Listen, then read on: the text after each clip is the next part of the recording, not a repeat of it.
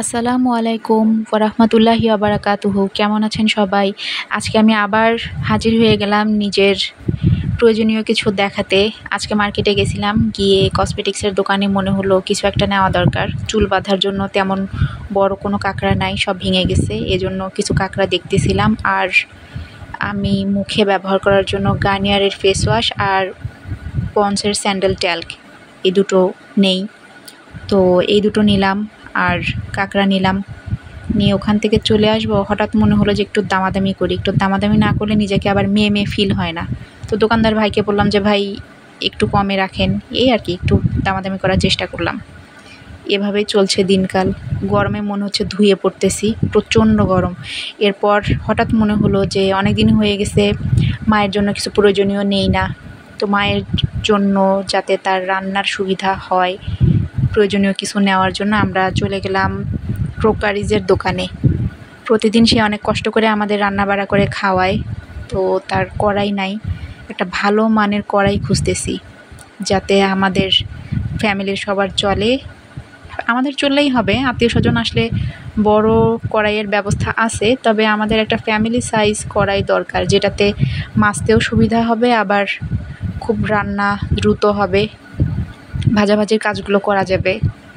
আবার এমন একটা কড়াই দরকার যে কড়াইয়ে মাছ মাংস রাখলে ওটা টেবিলেও তোলা যাবে। সাধারণত যেটা হয় যে আমরা কড়াইয়ে রান্না করলে মানে ওটা দেখতে একটু কেমন না, সেটা আমরা টেবিলে তুলতে পারি না। টেবিলে তোলার জন্য আবার নতুন করে বড় বড় বাটি গামলা এগুলো ব্যবহার করতে হয়। তাই আর কি চাচ্ছিলাম যে বাসায় যেহেতু আমরাই থাকি, এমন একটা কিছু নিতে যেটাতে রান্নাও করা যাবে, আবার গরম করার ঝামেলা থেকে মুক্তি পেতে ওইটাতে করেই টেবিলে খাবার দেওয়া যাবে। আর গরম করার দরকার থাকলে ওইটা ওইভাবেই নিয়ে গেলে গ্যাসে দিলে গরম হয়ে যাবে, এই আর কি।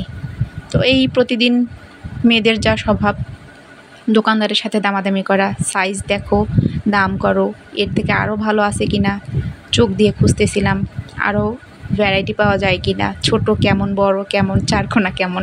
আপনারা তো জানেন মেয়েদের স্বভাব কেমন হয়।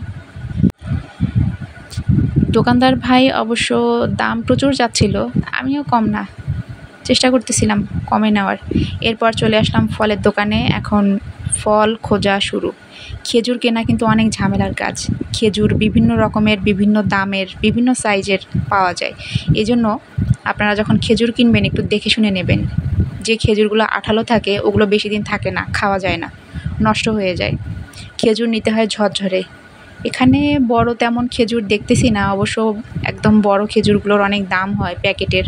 তো এখানে মোটামুটি যেগুলো পাওয়া যায় ওগুলোই নেওয়ার চেষ্টা করতেছি। খেজুর দেখতেছিলাম যে আসলে কেমন, শুকনা কিনা। শুকনা না হলে এটা বেশি দিন রেখে খাওয়া যাবে না। এরপর মনে হলো পেয়ারা কিনি, কারণ পেয়ারায় উচ্চ মাত্রায় ভিটামিন সি থাকে, যা গরম পড়ছে রে বাবা, একদম সহ্য করা যায় না।